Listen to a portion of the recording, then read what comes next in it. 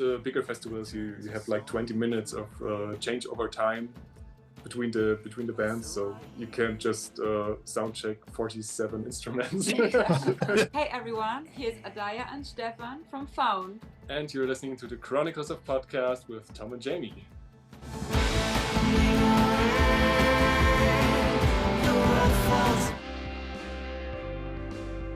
Hello world, Wednesday 13 here. Hey, this is Tom Stay. Hello everybody, I'm Ronnie Ladrew. Yes, my friends, my name's John Mahon. What's going on everybody, it's Tom.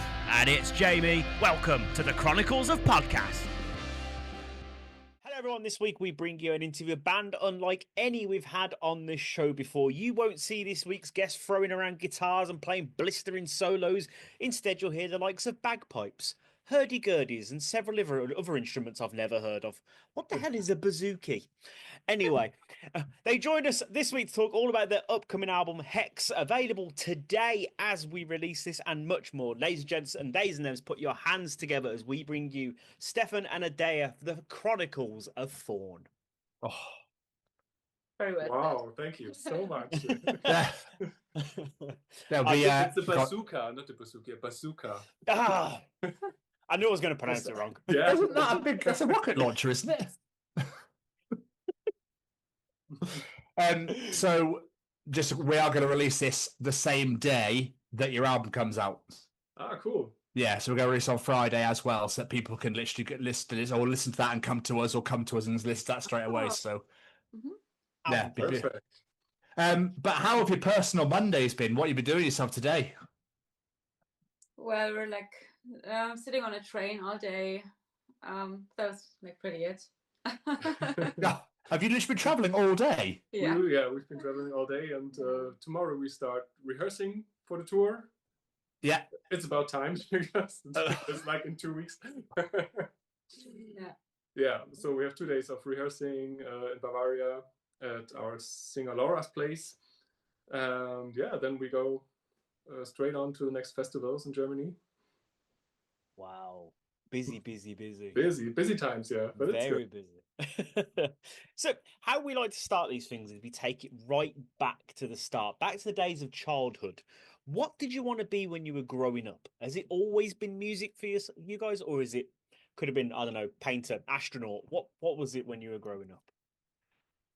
Well, I wanted to fly to the moon, but otherwise, music was my number one aim. Yeah, always. As a child, I always wanted to be like an engineer or something to invent cool stuff, cool technical stuff or something like that. So I began studying and I became a acoustic engineer actually. But then the force of music was stronger, so I ended up doing this job now. If you'd followed through with engineer, you could build something so Adaya could fly to the moon. Yeah, it's a great match actually. Would have been perfect. So a rocket. So where did the love of music come from then? Was it friends and influences? Were your families very musical? Where did that love come from? Mm-hmm. My family wasn't really musical. They didn't play any instruments at all. My father sang very good. He loved singing, but they had a huge vinyl collection. Yeah, a huge vinyl collection with all sorts of folk music and progressive rock music from the 70s, and yeah, that's actually how I came to listen to music and to rock music. And since I was 6 years old, my father took me to live concerts. So I really grew up listening to live music. All the other children and teenagers in my age, they went to the disco and went dancing, and I went to live concerts. So I really had a love for that at a very early age. That's amazing. What about you, Adaya? Where did that love come for yourself? I don't know. I mean, my parents were not musicians at all. None of my family, but we were always traveling a lot. Like my mother lived in Greece for a long time, so we went to places where music was very alive, folk music. So I always was surrounded by folk influences all over the world. It's like I started to collect cassettes from. My mother had cassettes from like Israeli music, Greek music, Turkish music, whatever. So I just started digging into that, and it got more and more close to me. And then suddenly I realized I want to make this music. I want to like be part of it. I don't want to just consume it. That was my inspiration. I can imagine kids listening to this and going, vinyl collection, cassettes. What are these things? What is that shit? Now it's Spotify. Yes, everything's Spotify now. Did you want to blend? With Faun, do you blend the Turkish, the Greek, the Israeli, those sort of things? Do you blend it all into the music that you do? Because I have never heard of pagan folk in my life. Really? I'm very intrigued to know more about it because I'm intrigued by what exactly this sort of genre is and what comes with it. Yeah, I mean it's a bit hard to describe because some people, when they think of pagan, they think of like Nordic music, like Vadruna and Heilung. But for me, pagan actually goes deeper back. It's not a specific area because pagan just means it goes further back than what was written down, like further back than the Bible and all that. That were beliefs where the people were very connected to nature because nature was the most sacred thing. And that was all over the planet. Like if you go to Turkey, if you go to the north, if you go like anywhere you find Nordic, pagan traditions, like in a way, even the Mayans, or like they are sort of pagan too. And what I believe what makes it interesting for today is that we humans are taking more and more distance from nature, which is not healthy. And I think it's a good approach to be like, hey, why don't we stop looking at the books and the screens? Why don't we just look into the woods and look at the mountains, look at the sea, and this beauty, that is sacred to me. And that's like the inspiration, where the inspiration for our themes and our lyrics is coming from. Like the nature is sacred. All the old myths, like this poetic way of describing the world and describing what's going on in the world nature-wise.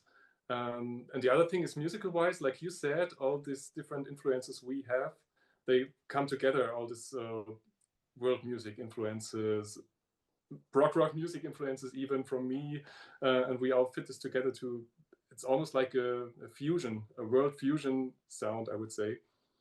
Because we take a lot of inspiration from different cultures.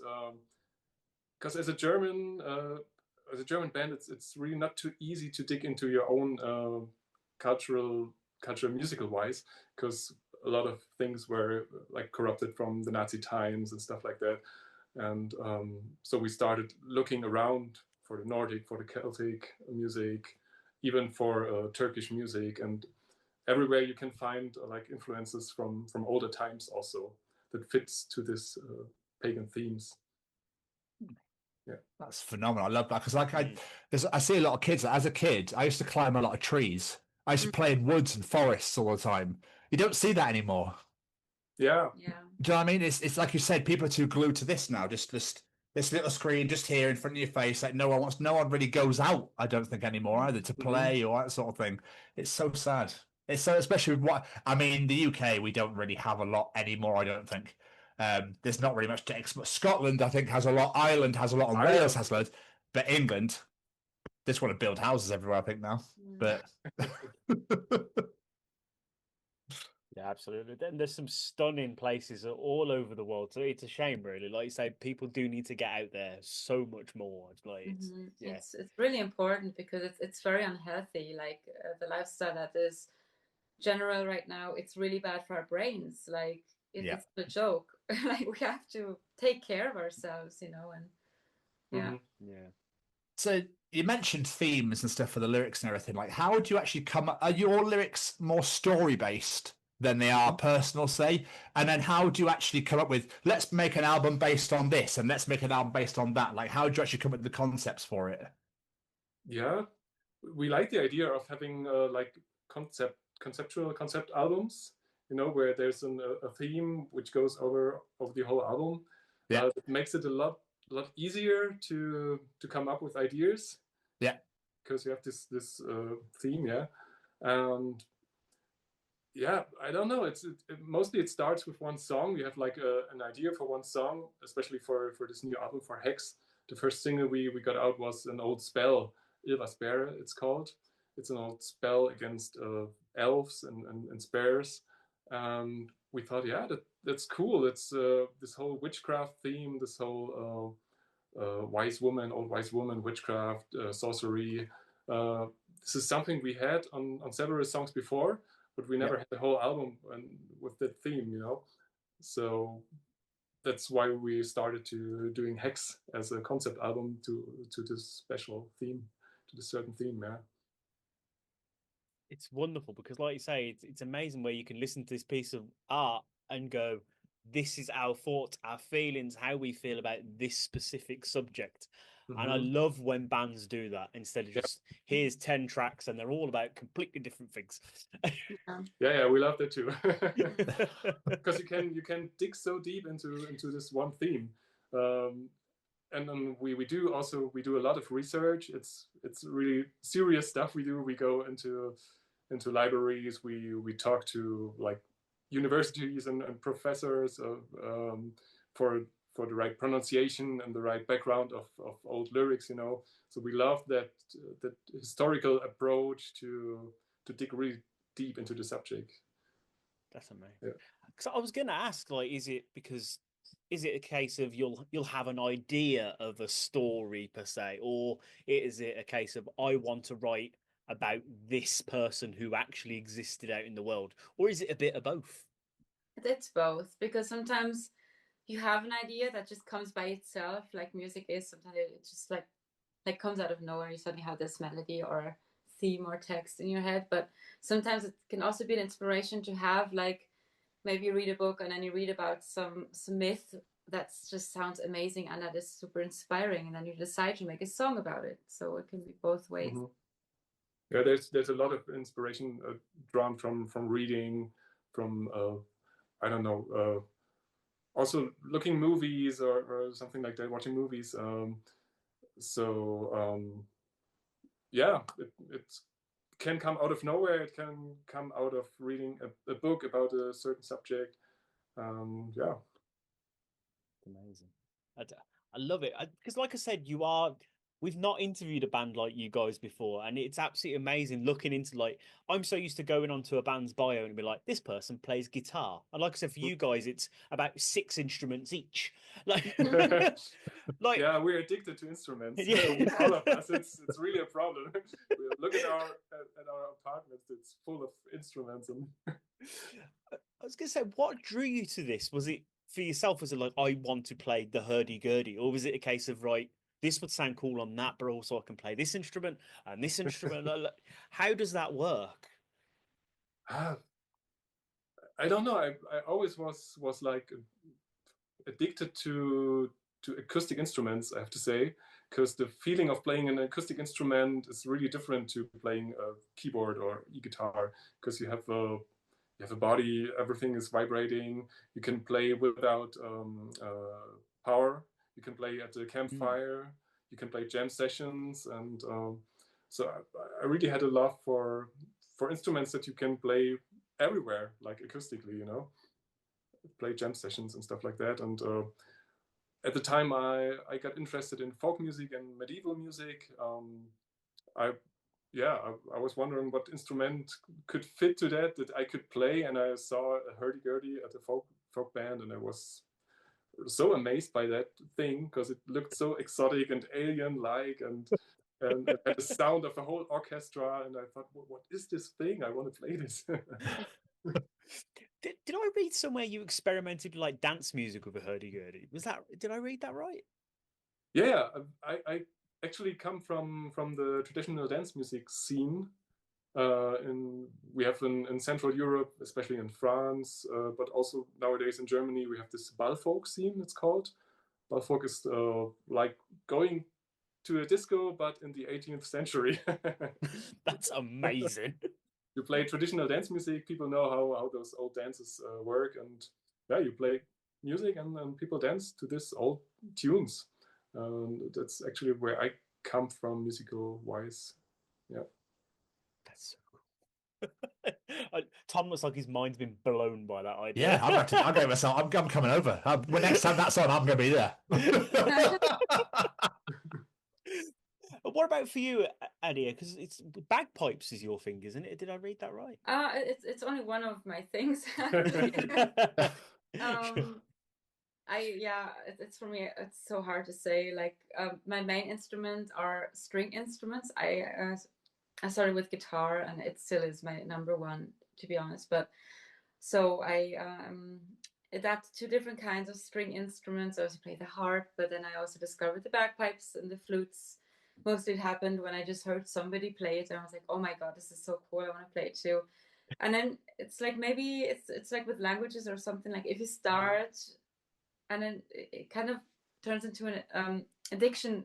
It's because when I like hear an instrument that I like, I want to play it. It's like I cannot sit still until I actually can play it. So it's also really hard because you get really poor by buying all these instruments. And there's not enough time to actually like practice like each one. Like you should practice, a few times a week, and it's very stressful. I don't recommend it. So we always like to ask bands about like their songwriting process, and obviously we're talking now about all the different instruments you guys use. How does that work in that regard? Is it you just messing around on a hurdy-gurdy, for example, like this would sound great in a song, or is it you've got a melody and you go, this would sound great on this, and then we'll add it with this? Like, is there a process there, or is it just what happens? Chaos. It's really chaos. Yeah, it's every song is different.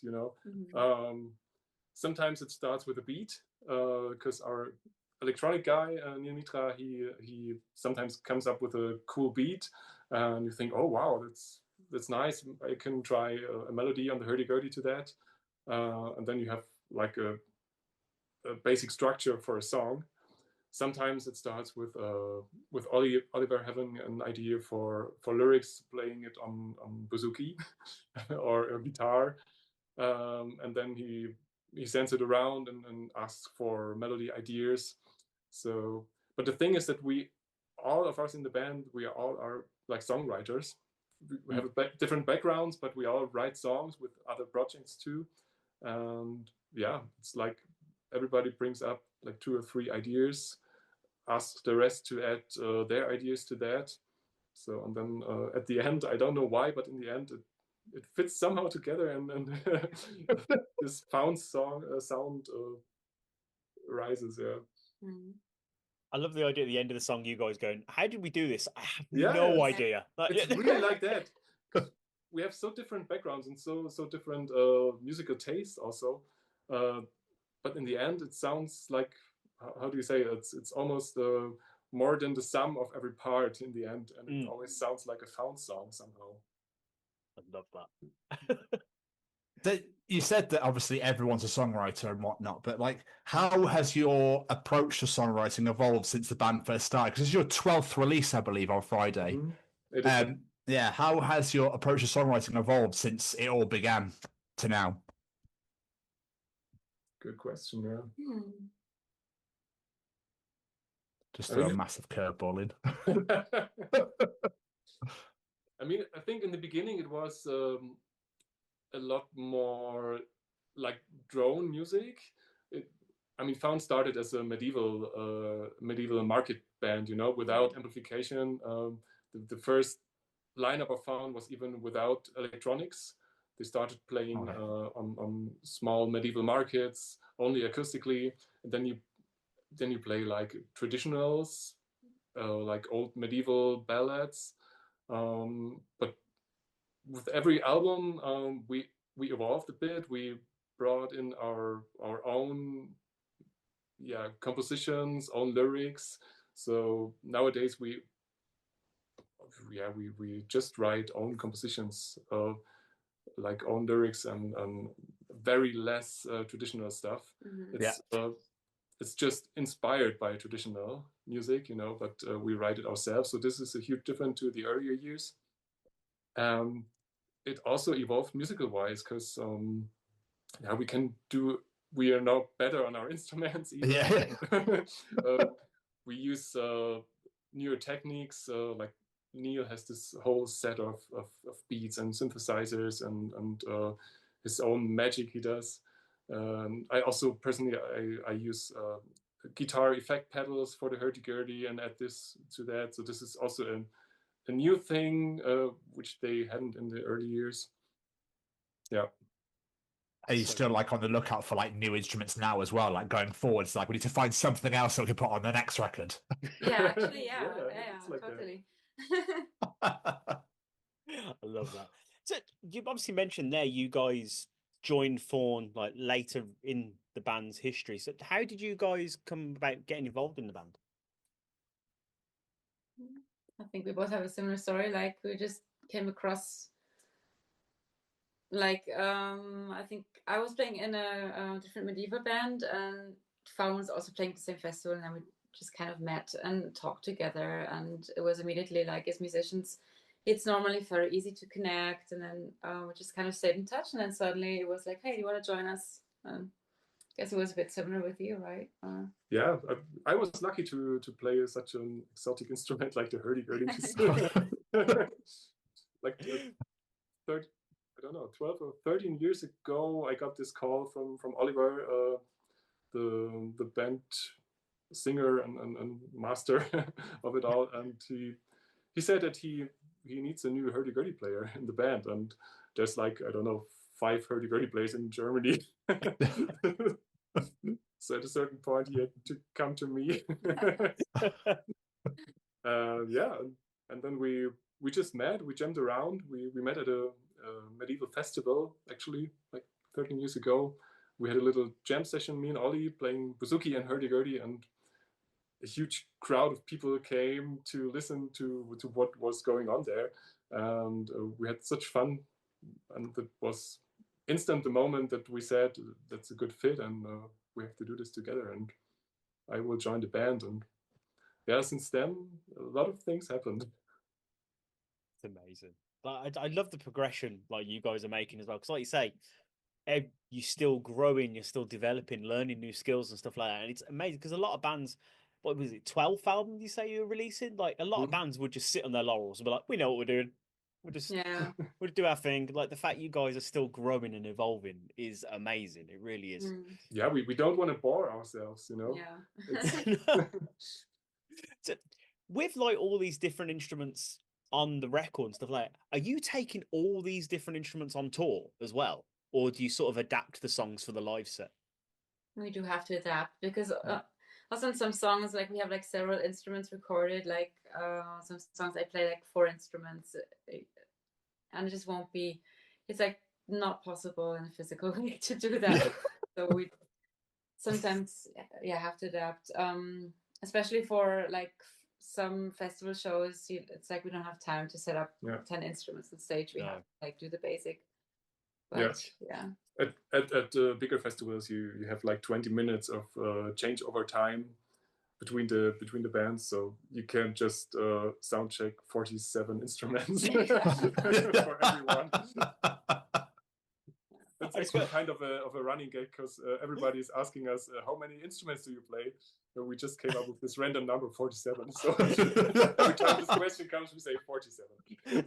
I'd love to see their faces like, what? There's only 10 minutes. There's only 15. And it's not so far away from the truth, actually. I just got this image. I can't remember what they're called though, but you know when you got like the cymbals on the knees and the drum and the harmonica in the mouth and all that sort of. I can't remember what they're called. Like one-man band. Yeah, the one-man band. I just got this like medieval version of that in my head. You like on the corner of the stage, I'm trying to get it all going. But the cool thing is we have like different show concepts. Sure, if we play a huge festival with less changeover time, we have to reduce the instruments, but we also play an acoustic tour sometimes where we play in theaters or churches, and then we have a lot more time to bring all our instruments, to check all the instruments, and we have yeah, we play more different stuff on that one. That's so cool. Yeah, actually, on the upcoming HEX tour, we're playing in London and Manchester. We are, we're going to bring some special instruments with us on that one. Yeah. So I really recommend. Because we also love this situation when you bring out on stage like a huge flute that nobody has seen before, and all the mobile phones go up and people staring at what is happening there. This is always a cool moment. It's got this image. You'd be like, this song's about like going to nature and not having your head in a screen. Put it down. Oh yeah. But as you mentioned, HEX, we will talk about it. It's coming out the day this comes out, Friday the 5th. How excited are you people to hear this record? Very, very excited, because we worked on that one for 2 years almost, or more than 2 years now. Yeah, 2.5. Yeah. Yeah. And we brought a lot of our, how do you say, heart blood, blood and sweat and everything in that one. And of course, you're just excited how it will, how the people will, how to say it? Like how it's gonna, how the reach is gonna be. It's always like if you like bring out something new you were working on for so many years, it's very, very exciting. It's a little bit scary because you're like, oh, what's gonna happen? But yeah. That's what's gonna happen. But we're very convinced of this album, and we like it a lot, and when we're very proud of this one, and so of course we hope that people will love it. I mean, you say it took you 2.5 years so to make. Like, you can really hear it. I think you can really hear the amount of work and love and blood, sweat, and tears and everything you put into it. And you've released quite a few singles off it already. Like, it's almost like you're drip feeding it to everybody. Have those singles been well received so far? The singles, you mean? Yeah. Yes. Yeah. Yeah, I think so. I think really good critics, really good comments everywhere, and I think people love that that we go a bit back to our roots, that we got a bit darker now, a bit more mystical again. Yeah. And at the same time a bit more modern. That was also what we want to do for this album, like being mystical and dark, but at the same time have a little modern approach to that, to maybe reach even more people with that one. Yeah. We want to come out of this medieval scene a little bit, and want to be seen as a serious musical act.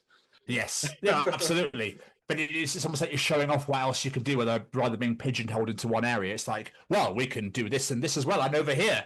And, it's like you're branching out and being like, we're way more than just one thing. But I think you could, personally, after listening to it, I think you could definitely tell. So, you know what I mean? Like, I think it's phenomenal. I mean, if I butcher these names, I am so sorry.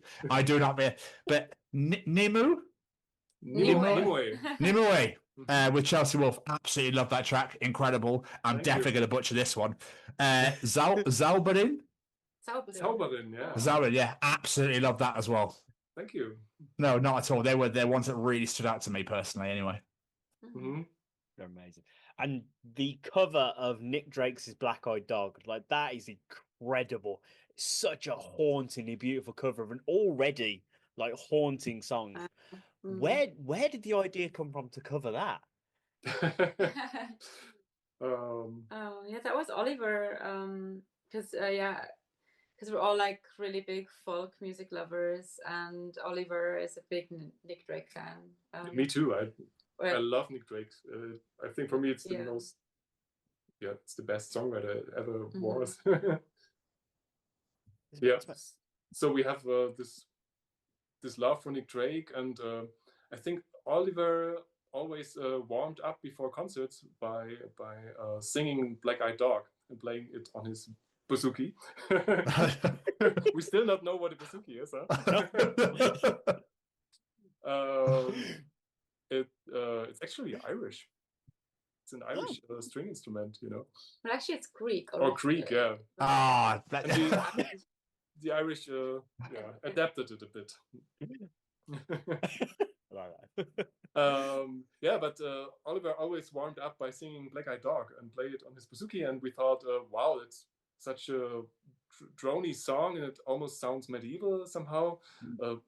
We have to do a medieval folk version of this with hurdy-gurdy and mura harpa and all those strange instruments.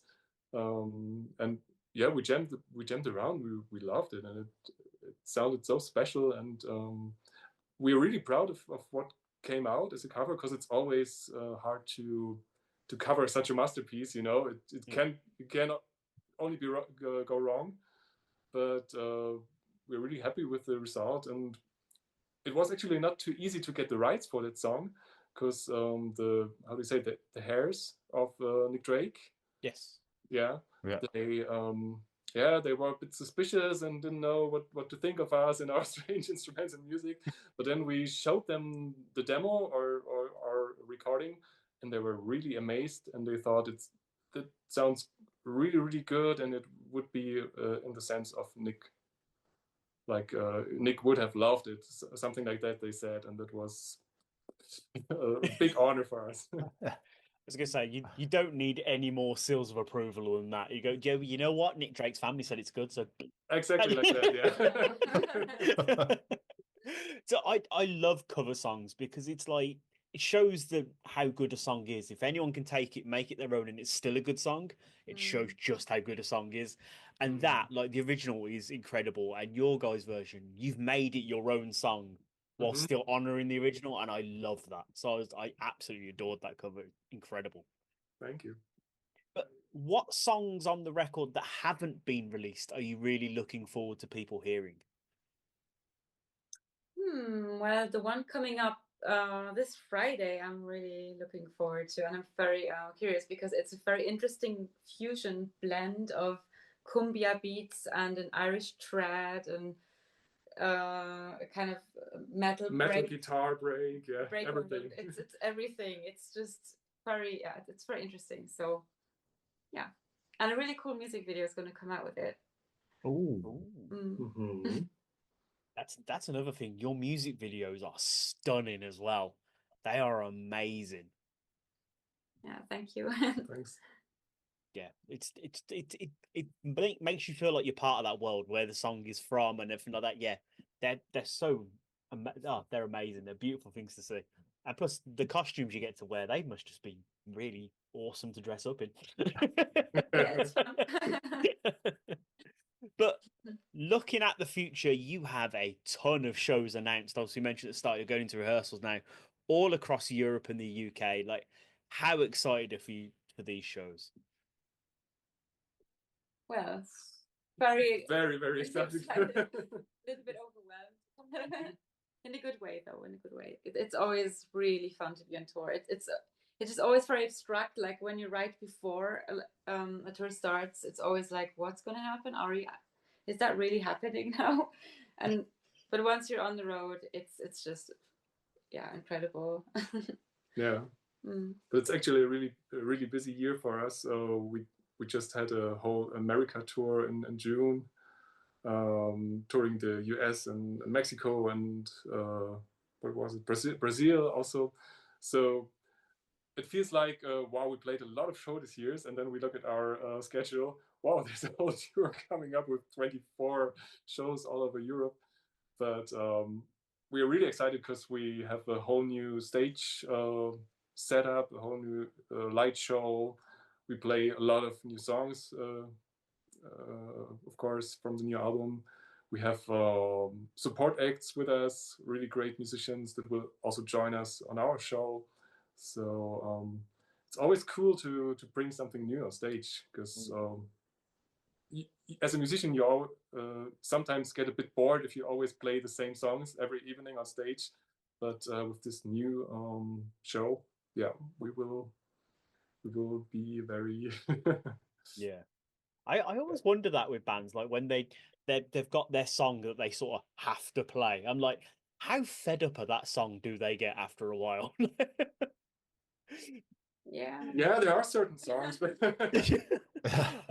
I remember my mom went to go see Bryan Adams years ago, and he came up and he's like, everything I do, if I don't play it, everyone's going to hurl abuse at me. But even I'm sick of this song. But here you go. I mean, it's amazing. But oh, sorry. No, sorry, I was going to jump back to the album real quick. Did recording HEX ever push any of you out of your comfort zones at all? Did you go, I am going to try and do something completely different with this record? Well, for me, that's like almost every song. I have to like go over the edge with some, because sometimes like one of us comes up with a song and then it's in a certain key, and then like 90% of the instruments don't even work on that key, and I still have to come up or want to come up with something. Or I take a Swedish flute, which is impossible to play, that has the most complicated fingering system I ever discovered, and then I just try like work on it for a week to bring a little tune out that comes in the beginning of Blood for like 20 seconds, but then I'm still very proud of it. So for me, it's always a huge adventure, every song. But I don't know how it is for you. You just play one instrument. Mostly. But this instrument is a real diva. I remember what was like a challenge for me was Nimue, the song you mentioned video. There's this ending part where I play several layers of hurdy-gurdy. Live, I tried to loop these layers because I want to play everything live. Every instrument you hear on a Faun show is played live, you know. So if there are a lot of layers, then I have to loop them. Of course. And also there is a really, really high part, the highest notes you can play on hurdy-gurdy. That was really out of my comfort zone because it's really hard to play the high notes on hurdy-gurdy and be in tune. Oh, really? It's a hard instrument to play in tune, and especially the higher notes. And I came to the highest mountains of this instrument. So amazing! I think that's incredible. I'm always intrigued. Yeah. It's like, how are you going to beat that now to the next one? Do you know what I mean? I really want to try and play a hurdy-gurdy. I can't. When I look at people playing, I'm like, how do you even do that? I'm like, it's a pain in the ass. Don't do it. I have like a hate love for that instrument. Because you have to work a lot on it. You have to be like a mechanic and fix everything and tune it. There's this old joke, you tune one day and you play half an hour. The way it's out, I just got this image of you walking into rehearsals tomorrow and looking at you and like, oh, you. Oh. It's funny as well though, because Addy was saying before, but like you're really stressing out on some of these songs. The look on Stephen's face was like, "Oh, I remember that day." Yeah, that was But obviously, you said you just come off your American, Canadian, Latin American tour and stuff, and you've got the UK and EU one coming up. With such a vast back catalogue, how do you even come up with a set list? How do you decide what you're going to play? It's always really hard decision because there's so many songs we would like to play, but we only have a certain time we can actually be on stage. So we always have to also blend into songs people want to hear, of course, because otherwise everyone is disappointed. But our summer of '69s. Yeah, yeah. But then we want to play as many new songs as possible. So yeah, we just have to. But yeah, it's always it's always kill your darlings a little bit, yeah.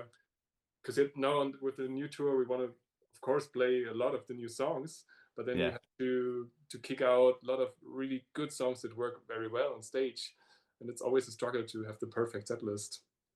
Do you kind of like mix it up wherever you go? So like say, America and Canada can have this one, but then the EU and the UK can have this one, that sort of thing. Yeah, we would do that. A little bit like that, yeah. For example, if we play Eastern Europe or even in Turkey, we play a lot nowadays. Then we of course bring in our 2 Turkish songs we have in our back catalog. Yeah, we have to play them there, so it's always a little bit of an adjustment. I'm just thinking then, because obviously we talked earlier about adapting songs for the live show because you can't really play the studio. But are there any songs that you'd love to play but you just can't find a way to make it work for a live show? We tried a lot to bring on one of our most famous songs, Federkleid. People always want to hear it. It's a huge hit on YouTube with 100 million of clicks on that, but we never managed to bring it on stage in a proper version that we like live on stage. Okay. That's a thing. Or I don't know, other songs just work in the studio somehow, and if we try to play it live, it just doesn't feel right. So I don't know. Fair. That's fair. It's yeah. I absolutely love what you guys do. It's so unique. It's so different, and like I said earlier, the fact you're still growing and learning and adapting, I think it's amazing. Like, I've absolutely loved talking to you guys today as well. But one thing I do like to ask musicians is, like, if people are listening to this and like, do you know what? I've never actually listened to Faun. I think I'm going to go check them out. What's a couple of songs from the back catalogue you'd recommend people to check out that you really think gives a feel for what you guys do? Well, Hymn Japan is definitely a hit. I think it's a really like a typical Faun song. And I think the Pagan album is a really nice like album. It's a good starting point. Yeah, it has a little bit of everything, and it has a very nice vibe to it. Yeah. You just listen to the whole Pagan album. Just listen to all 12 albums, all right? It's a solid investment of time. Mr. Stevens, do you have any more questions for our wonderful? I do. I have two things. I want to say massive congratulations. Obviously playing Wacken next year. So that's going to be absolutely incredible. And I wish you all the best. Is it an anniversary festival next year? Or am I wrong? Wacken, I don't know, but it's our anniversary. It's like 25 years of Faun. It's your anniversary. Yeah. I knew there was an anniversary in there, and apologies. Yes, for yourselves, not for them. So it's Wacken, the 25 years of Faun festival. Yeah. You headline every stage. Yeah. It's literally just you the whole way through every single day. That'd be incredible. That's going to be amazing. And I bet you're well outside, obviously, on home soil as well. It'll be absolutely incredible. But the question I always like to ask at the end of every interview that we do is, when you first started on this journey, learning all these instruments, getting into the music that you do and being where you are today, did you ever think this is where you'd be today? No, never. Not at all. It's really crazy to have such a reach with that kind of music. It's really crazy if you come to our shows. If you look at the audience, it's like from children to really older people. Everything's really getting into this mood, and I would never have thought that you could reach that amount of people with that music. And I love that. What about you, Adaya? Well, I always knew that I'm gonna do music like somehow, so that was always clear. But that I would like be playing with Faun and like being touring the way we are is a surprise. Yeah. But it's fully deserved, and I don't think you'd ever thought you'd be playing a Swedish flute. Yeah, and what's also really weird is that it works like international, because we started in Germany. We played a lot in Germany, but in the last 5 to 10 years, it's getting more and more international. And you come to Mexico City, and you come to Istanbul, and you have young people in the first rows singing those weird German or Nordic lyrics.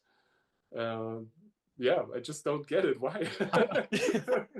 It's phenomenal. That must be such a feeling to have people singing your lyrics back at you, especially in places you would never have expected it. Exactly. Phenomenal. Amazing. It is absolutely amazing. But like you said, like when I was watching like YouTube videos and stuff earlier, so many comments and so many different languages in those comments. Like, you guys have got fans all over the world. So whatever you're doing, stick to it, because you're doing something right. It's absolutely. But before we let you go, plugs, social medias, websites, where can people find you guys out in the world? Everywhere, really. Yeah, really everywhere. go on YouTube, type in Faun, Faun. You have a lot of great music videos. On the socials, we're even on TikTok. I'm not very proud of it because I hate this thing. Yeah, we're right there with you. You can find some funny videos of us. Stephan throwing a tantrum with his hurdy-gurdy. Yeah, I really did some weird stuff on TikTok with the hurdy-gurdy, so maybe it's even worth looking it up. You get an account actually for Absolutely incredible. This has been so much fun. Thank you so much for taking the time out and chatting to us today. It really means the world, especially after the day you guys have had with all the traveling. Thank you so much, guys. It's been so much fun. I've absolutely loved it, and I appreciate you taking the time out. Like I say, I've been traveling all day as well. Hope rehearsals go well. Have an amazing time on tour in the UK and Europe. And and all the best with HEX on Friday. We'll share the absolute shit out of it, so it'll be good. Have a wonderful evening. Thank you so much. Get some rest. Take care of yourselves. Pleasure. Take care. See you later. Take care, guys. Bye bye. Bye bye.